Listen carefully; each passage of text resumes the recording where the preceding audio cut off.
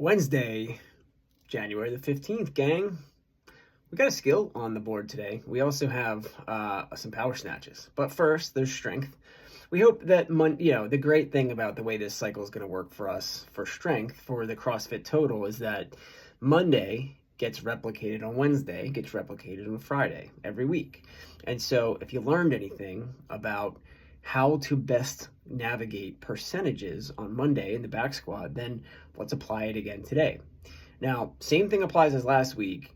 The strict press is, it's tough. Your where you end up static today is going to be less than you want it to be. And that's okay. Remember, we have another one of these percentage-based days next week.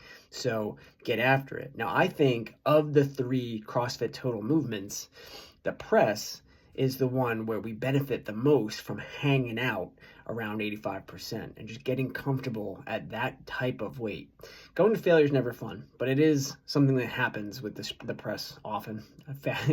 And the best way to overcome it is getting reps in lower than maximal.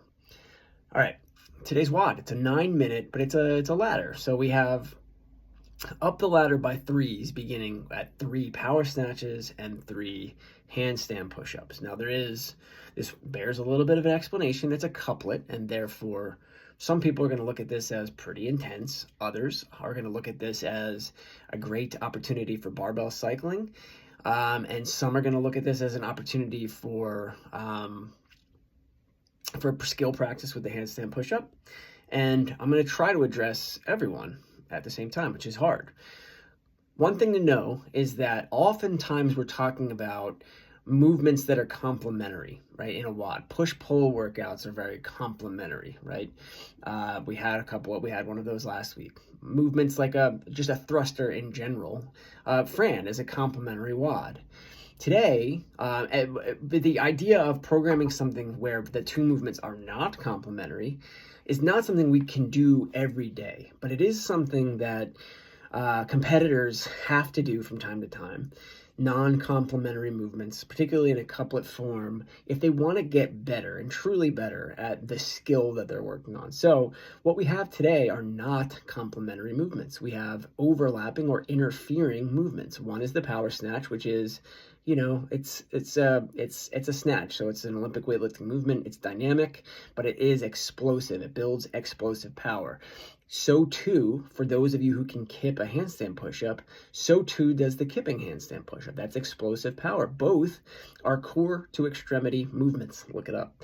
All right, so get that out of the way.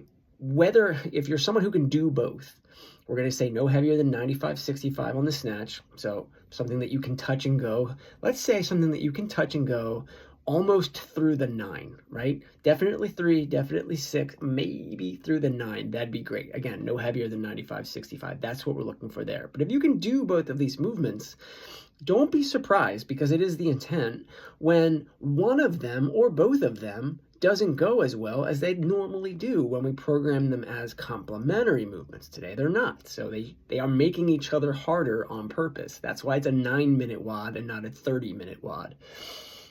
So you got to grind your way through them.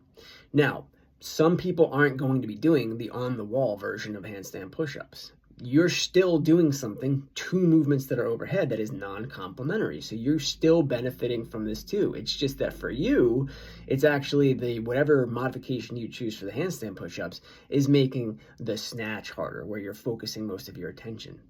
So still others, because maybe you're getting okay at handstand push-ups, but they are still challenging to you, well, they're going to be even more challenging today. And so what do I suggest for you?